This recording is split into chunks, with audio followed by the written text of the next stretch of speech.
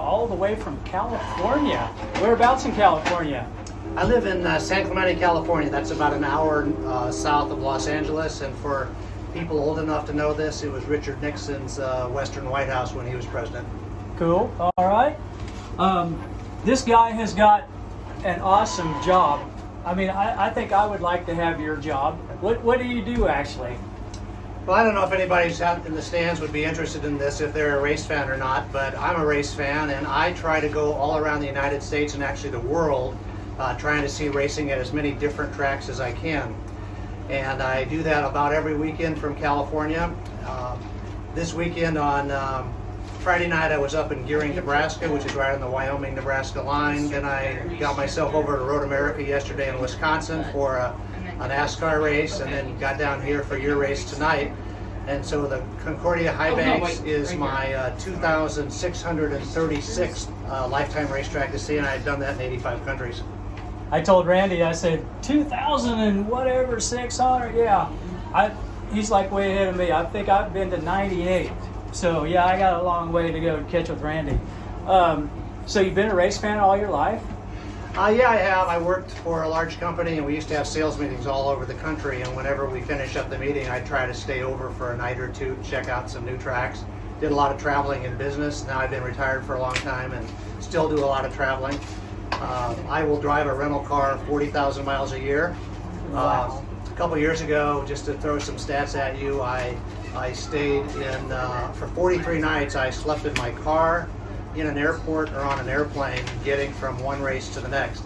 A lot of times I'll get out of the race at 10 or 11 o'clock at night. It might be a 3 or 4 hour drive to the airport. Maybe my next flight the next morning is early, 6 a.m. There isn't any time to get a hotel. So I just drive on through and sleep wherever I can.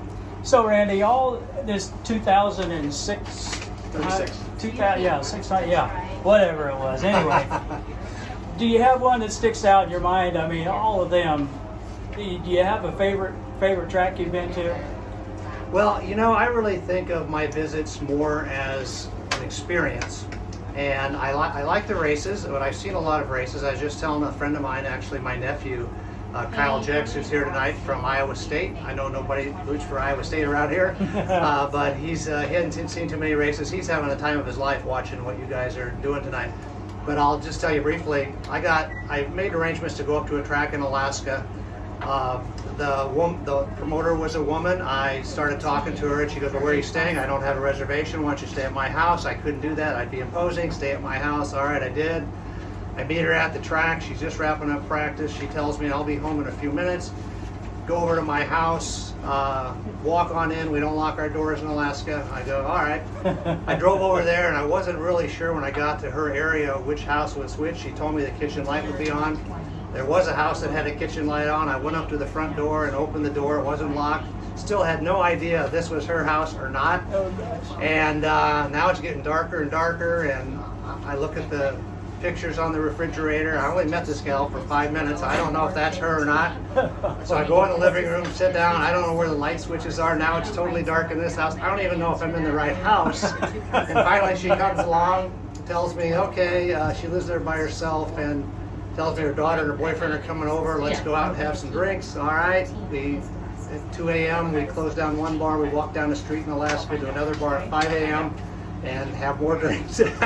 So that's what track chasing is all about. Yeah, exactly. It's the racing, the people I meet, the experiences, that sort of thing, and it's a heck of a lot of fun. So after all these, got any on your bucket list you haven't been to? You know, I don't think I do. I think every track I've seen that is a Daytona 500 or something like that, I've already seen. But like I say, every time I come to a new track, I see something that I haven't seen before, despite having seen this many tracks. And to answer your question a little more directly about what's my favorite track, usually my answer to that is the next one. Because it's on the radar, and I'm trying to figure out how I'm going to get there. Doing this from California is a little more difficult than if I lived in the Midwest, which is where most of the tracks are. But typically I'll just fly from Los Angeles to someplace, pick up a rent-a-car, do a little circle around the area, pick up as many tracks as I can. A couple years ago I was out for 66 straight nights doing this, and I hauled my wife out about every 2 or 3 weeks, and she stayed for a week and then went back and took care of things. So it's just a travel hobby, and if you like racing and travel and flying, which I do, that's the fun of it. So, what's in store for the rest of the summer? I mean, do you have a list? I mean, do you check the schedules and go off the schedules, or how do you know where to go? That's a challenge. I say that I really need 3 things to make a trip worthwhile. Number 1, I need to know a race date. Number 2, I need to figure out how to get there. And number 3, I need a good weather forecast. Right. And for this year, a 4th item has popped in, and that's COVID. We started off really fast on the international trail. We spent 3 weeks in January in Italy and France with ice racing. And I didn't know that COVID was sort of starting in that area at the time. And then in early March, I spent a week in Sweden, and Sweden's had its experiences with COVID. And I thought I was sick coming out of there, but so I don't know if I had it back then in those days or not. But it kind of seemed like maybe I did. Then we got shut down for about 3 months. And now this is the 10th consecutive weekend that I've been flying somewhere for track chasing. And most of my friends won't leave their house. So I don't know who's right. I'm not saying anybody's right about that. I've just discovered that if I can social distance, which I typically am when I'm driving a rental car by myself, and usually I'm sitting in a space where it's okay. Maybe, I don't know if the airplane is dangerous or not. My son is a captain for Alaska Airlines, and he tells me that they filter the air really well every 3 minutes or so. So I don't know. I decided that I want to act responsibly, but I also want to go out and kind of enjoy life as well. Exactly. Yeah, speaking of YouTube, at every track I go to, I take several clips, and I'll make about a 5 or 6 minute video of the racing, which I'll do for Concordia as well. I have about 1,300 racing videos on my YouTube channel, and I have a website. If anybody's interested in taking a look at that, the best way probably just to Google "World's #1 Trackchaser" and you'll be able to find it. That's you, huh? And it's really a cool site. We just updated it a few months ago, and it gives you the story, the pictures, the video of every one of these experiences. And it's not just about the time spent at the racetrack, it's the time spent doing things along the way and meeting the people. And I've actually done a TV pilot for Fox a few years ago. We didn't go forward with it, but it was kind of fun just to see what that experience was going to be like. Kind of like the Lost Speedways show that Dale Earnhardt Jr. is now putting on. It was along those lines. So, like I say, track chasing, pretty cool thing to do. So what do you think about it with the COVID thing and, and the NASCAR and all the stuff, be it racing without fans? How's that working out for you? Well, I've already seen all the NASCAR tracks a long time ago, but I'm a big NASCAR fan. I record the shows and watch them on TV. Obviously, a lot of stuff that we're doing in the country and without the fans is at the advice of lawyers. This is not a decision that racing people are necessarily making. I have no idea in the world how the race promoter makes any money without fans. Now, I know NASCAR gets a lot of TV money, but Knoxville ran a show here a couple months ago without fans. I think it was a pretty good sized purse, and that'd be a pretty heavy hit for a sponsor to pay for that. Yeah.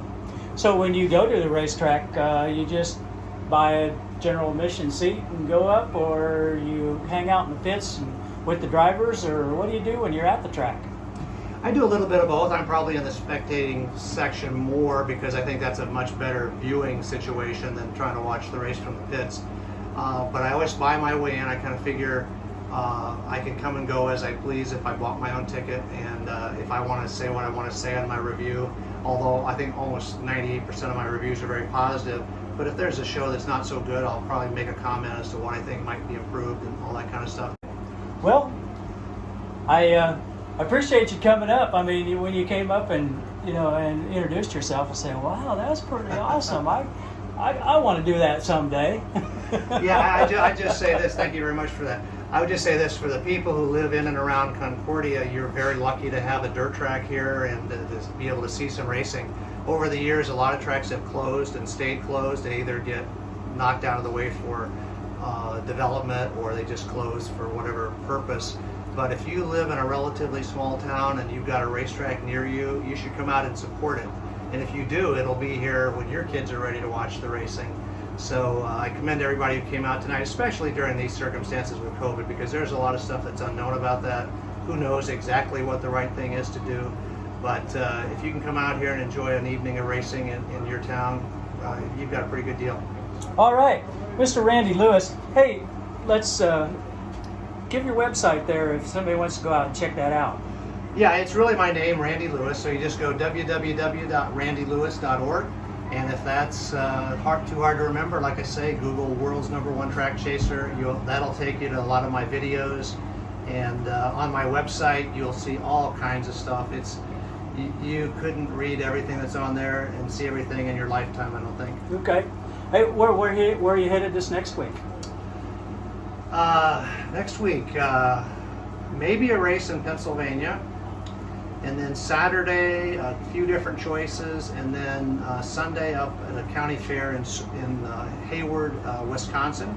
That'll be my 101st track I've seen in Wisconsin. I've seen about 40 or so in Kansas. And by the way, as a track chaser, we count racing on 3 different kind of configurations: ovals, road courses, figure 8 tracks. A lot of county fairs have once a year figure 8 tracks, which adds to the challenge of doing what I'm doing, because I'm trying to figure out, I want to go to a track that races 1 time a year. Yeah. It's not like going to Knoxville where they race every Saturday night. You got a lot of choices. Well, Randy, thanks for coming up and visiting with us. That was an awesome deal. Yep. Glad you came up. And of course, once again, if you're ever in the area, come back to Concordia High Banks. Yeah, I definitely will. I'm going to remember Concordia. Look on my website here in a week or so. You'll see the YouTube video and the story about the whole thing. And thank you very much for talking to me about track chasing. I really appreciate that. Okay, Randy, thanks a lot. Okay.